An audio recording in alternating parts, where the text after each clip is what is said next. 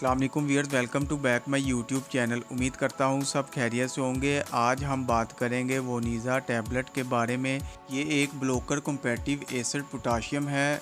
वोनिज़ा tablet इन patient में बहुत ज़्यादा मुफीद साबित होती है जिनको एसिडिटी का मसला रहता है और जिनको रिफ्लेक्स इसोफेगस मतलब तेज़ाबियत की वजह से खुराक की नाली में सोजिश हो या अल्सर की शिकायत हो।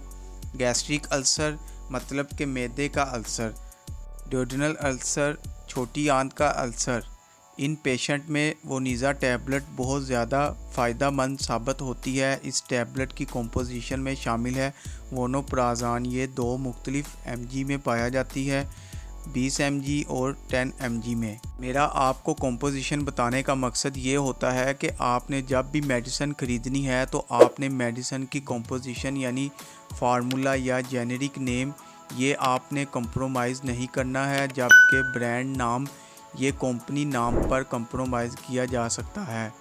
अब मैं आपको मुख्तलिफ ब्रांड के नाम बताऊंगा जिनमें वोनोप्राज़ान मौजूद है। वोनोज़ान, सिनिटी और वोनोप वगैरह शामिल है। वोनिज़ा टैबलेट की राइट डोज क्या होगी, वोनिज़ा टैबलेट का एक्शन ऑफ मेड क्या होगा, क्या ये टैबलेट प्रेग्नेंट ख़वातीन इस्तेमाल कर सकती हैं, इस टैबलेट के इस्तेमाल से कौन से साइड इफ़ेक्ट्स हो सकते हैं, ये सब कुछ आज की वीडियो में शामिल है।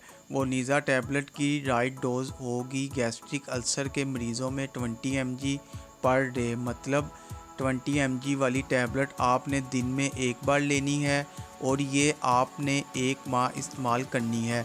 बेहतर होगा कि आप इसको खाली पेट खाएं, वरना आप इसे खाना खाने के बाद भी इस्तेमाल कर सकते हैं। रिफ्लेक्स इसोफेजाइटिस के मरीज़ों में वोनिज़ा टैबलेट 20 mg पर डे, मतलब 20 mg एक टैबलेट रोज़ाना खाली पेट खाएं। अगर भूल जाएं तो आप इसे खाना खाने के बाद भी इस्तेमाल कर सकते हैं और आपने ये टैबलेट 2 माह तक इस्तेमाल करनी है।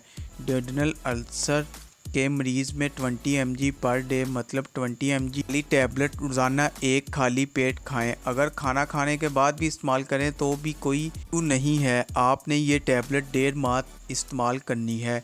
इस तरह एच पाइलोरी के मरीज़ों में ट्रिपल ड्रग रीजन, तो ऐसी कंडीशन में आपने वोनिज़ा टैबलेट 20 mg एक सुबह एक शाम खाली पेट इस्तेमाल करनी है। खाना खाने से पहले प्रेग्नेंट ख़वातीन भी इस टैबलेट का इस्तेमाल कर सकती हैं।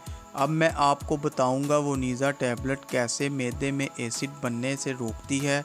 हमारे मैदे की जो अंदरूनी तह होती है उनमें छोटी छोटी तेज़ाब वाली थैलियाँ मौजूद होती हैं जिनको हम पेरिटल सेल्स कहते हैं, और इन थैलियों के मुंह पर हाइड्रोजन पोटाशियम एटी बेस का पंप लगा होता है जिसको हम प्रोटॉन पंप भी कहते हैं।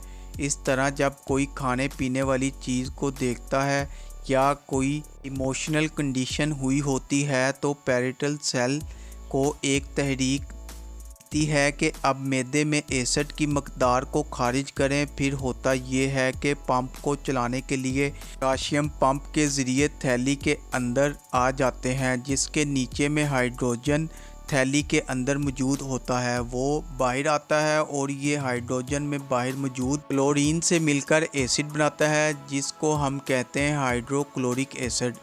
अब यहाँ पर वोनिज़ा टैबलेट ये करती है कि ये पोटाशियम के साथ बाइंड कर जाती है और यूँ पोटाशियम पंप के ज़रिए थैली में मतलब के पेरिटल सेल्स में दाखिल नहीं हो पाते और ना ही हाइड्रोजन बाहर आ पाते हैं, जिसकी वजह से एसिड बनने का अमल रुक जाता है।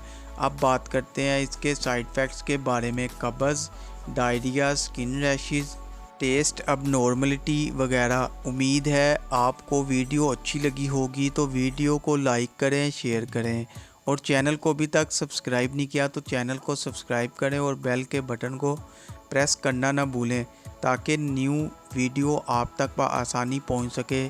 शुक्रिया, अल्लाह हाफिज़।